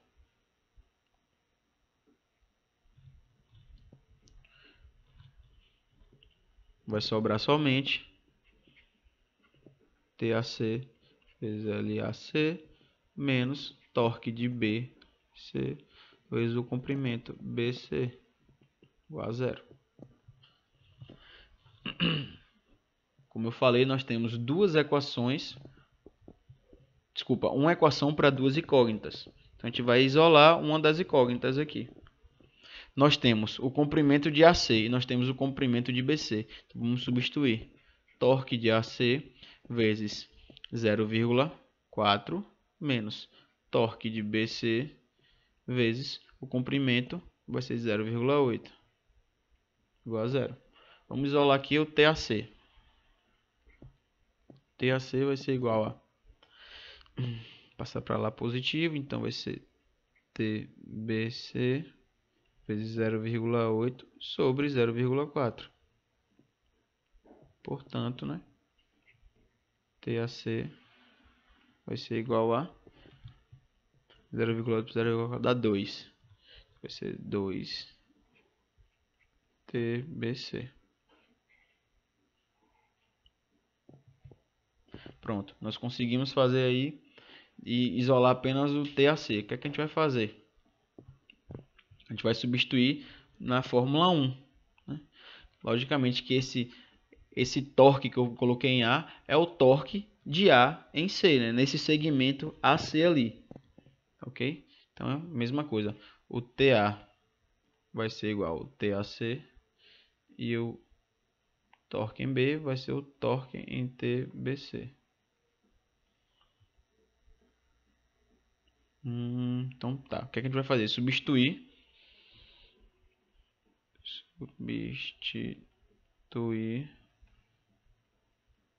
a equação 2 que eu achei na 1. Quem foi a equação 2? Essa aqui. Substituindo a equação 2 na 1, deixa eu voltar. Menos 300, 300 menos TA menos TB. Menos TA menos TB ser igual a 0. Equação 2, TA igual a 2TB. TAC igual a 2TBC. Pronto. Vou fazer aqui substituir o TA por 2TB. Aqui. Então vai ficar 300 menos 2TB menos TB. Botar TBC, TBC. Aqui TAC, TBC. Pronto. O que é que nós temos aqui? Igual a 0, né? Menos 3TBC vai ser igual a menos 300. TBC vai ser igual a 100. 100 o quê? 100 Newton vezes metro, que é a unidade de medida do torque, ou de momento. Pronto. Nós achamos o TBC. Nós achamos o TBC, é só aplicar ou na Fórmula 2 ou na Fórmula 1, que nós vamos determinar TAC. Vamos jogar na Fórmula 2, que é mais fácil, né? Que é a Fórmula 1, novamente. Fórmula 2. TAC vai ser igual a 2 vezes 100. Vai ser igual a 200 Newton vezes metro. Lembra que o somatório das forças tem que ser igual a 0. Então, se você somar 200 mais 100, tem que dar 300. Então, nós achamos essas tensões, né? Tensão no segmento A, tensão no segmento B. Deixa eu ver aqui. Eu acho que dá para fazer aqui do ladinho. Pronto. Tendo encontrado o torque em cada um, né? Em cada segmento aí eu consigo fazer o que? Eu consigo calcular a tensão de cisalhamento máximo nas regiões que ele está pedindo. Lembrando que a tensão de cisalhamento máximo, para quem não lembra da fórmula, é a tensão de cisalhamento máximo, lá da aula passada de torção, vai ser T vezes C, né, que é o raio, sobre J, que é o momento polar de inércia. Nesse caso aqui, o que a gente vai fazer? A gente vai querer saber a tensão máxima no segmento BC. Então nós vamos pegar o torque em BC, né, multiplicar pelo raio sobre o momento polar de inércia. Pronto. Ficou fácil aqui. Qual é o torque? Eu vou colocar aqui, deixa eu apagar essa parte. Como nós já vimos que calculamos, colocar aqui em cima, viu? TAC, o torque em TAC vai ser de 200 Newton vezes metro. Pronto. Então nós temos o torque em BC, vai ser de 100 vezes. Quem é um raio aí? O raio que ele mostrou, o diâmetro foi de 50 milímetros. O raio vai ser de 25 milímetros, né? Então 25 milímetros vezes 10 a menos 3. Então vai ser, para botar para metro, 0,025. Dividido por J. Quem é o J? O J a gente precisa calcular também. O J, para quem não lembra, para esse eixo maciço, ele vai ser π sobre 2 vezes o C. Quem é o C? 0,025 a quarta. Então o J para essa situação aqui vai ser π sobre 2 vezes 0,025.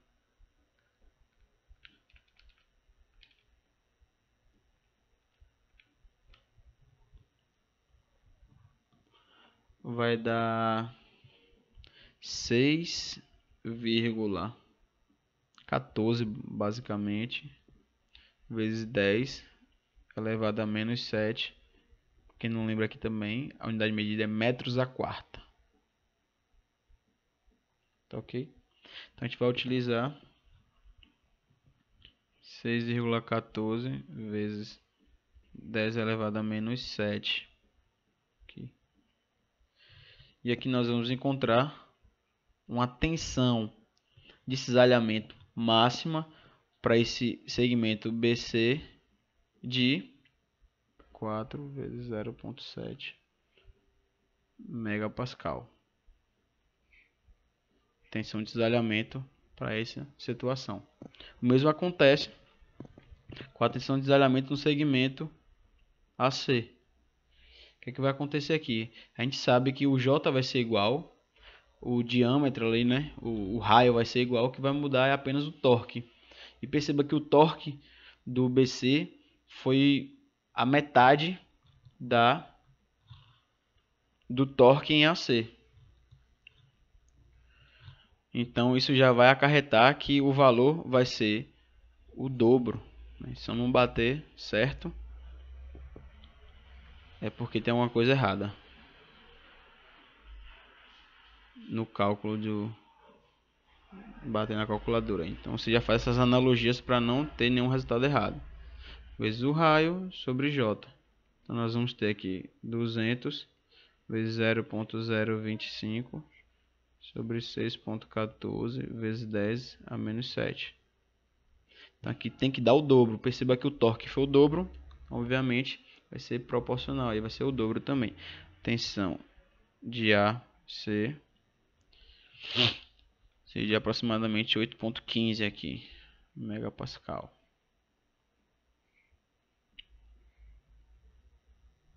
Pronto. Para essa atividade, a gente conseguiu determinar os torques primeiro, os torques no segmento AC e no segmento CB. Depois desses torques, a gente consegue determinar a tensão de cisalhamento máximo através da fórmula que já deduzimos na aula passada.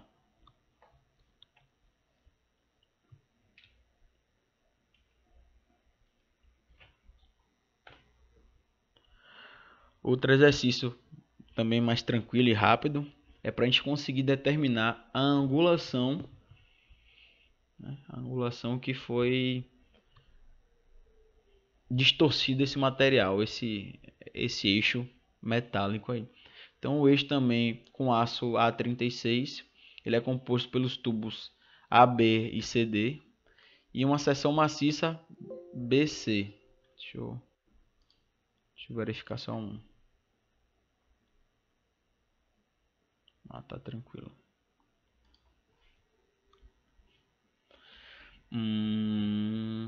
Pronto, nós temos as seções AB e CB e uma seção maciça. Perceba que a seção maciça é na seção BC. Está apoiado em mancais lisos que permitem que ele gire livremente. Se essas engrenagens presas às extremidades do eixo forem submetidas a torques de 85 Nm vezes metro, determine o ângulo de torção da extremidade B da seção maciça em relação à extremidade C.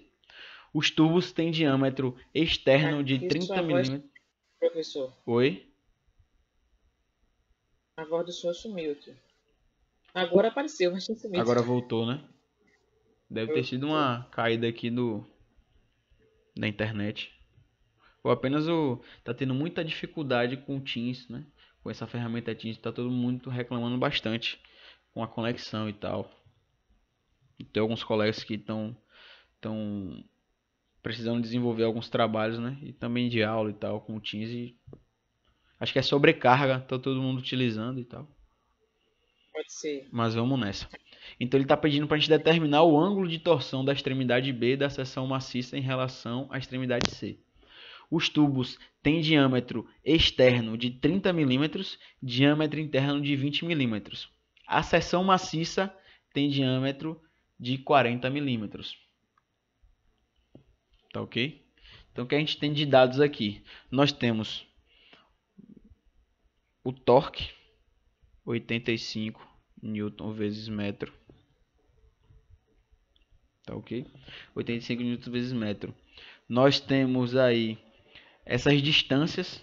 Como ele quer saber? Ele está pedindo para a gente determinar o ângulo de torção da extremidade B da seção maciça em relação a C. Nós temos já a distância desse segmento BC, que vai ser de 250 milímetros, ok? Nós temos o diâmetro dessa seção. Perceba que essa seção que ele está mostrando é uma seção maciça. Então nós temos a seção maciça, o número correspondente a esse diâmetro. Nós temos um diâmetro aqui. Espera aí que pausou. Diâmetro de BC vai ser de 40 milímetros. Tá ok? E para esse aço aqui, ó, mandou considerar, isso no Ribler, considerar um G de 75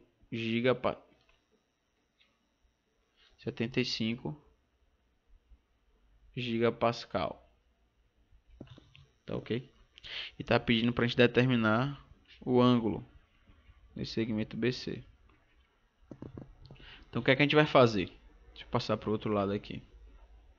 O ângulo que a gente precisa determinar, a gente vai seguir aquela fórmula que nós deduzimos. Vai ser torque vezes o comprimento, tá ok?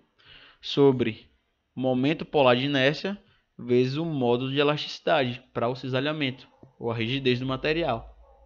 Tá ok? Então nós temos o torque, nós temos o comprimento,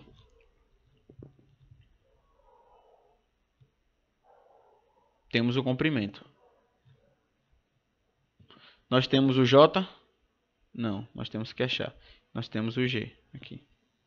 O que é que a gente vai fazer então? Vai buscar o J. Quem é o J para a seção maciça? Seção maciça novamente. Π sobre 2 vai ser 0,0. Nesse caso aqui, eu estava colocando já o C do passado. O diâmetro aqui vai ser de 40. Então, vai ser de 20 o raio. Quarta. Esse J aqui. Fazendo rapidamente. Que deu 2,51 3 vezes 10 a menos 7 metros a quarta. Achamos o J. Pronto. Nós achamos o J. Agora a gente consegue colocar esse J na fórmula para conseguir determinar essa angulação de B e C. Essa angulação de BC vai ser o torque de BC ali, vezes o L de BC, o J da barra, né? Vezes também o G da barra. Então nós temos o torque. O torque já foi indicado lá pra gente, foi de 85 Newton vezes metro. Vamos deixar 85 porque já está na unidade de medida internacional. Vezes o L BC vai ser 250 milímetros. Então 250 milímetros vai ser 250 vezes 10 a menos 3 para colocar em metro. Tá ok? O momento polar de inércia, nós já conseguimos descobrir ali, foi 2,513 vezes 10 a menos 7, vezes o modo de elasticidade, né, para o cisalhamento, 75 gigapascal. Então vai ser 75 vezes 10 a nona.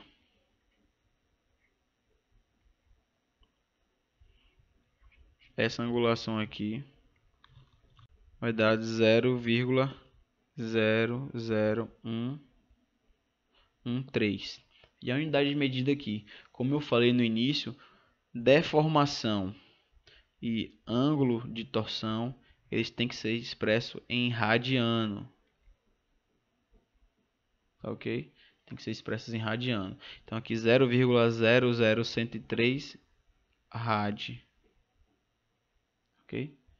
Como é que a gente faz para transformar de radiano para grau? Simples. Vamos pegar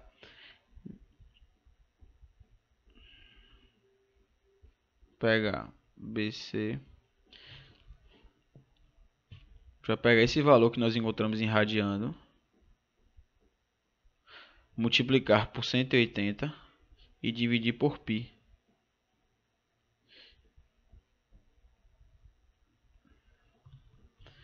Então, aqui vai ser, deu basicamente de torção, né, de ângulo de torção, 0,06 graus.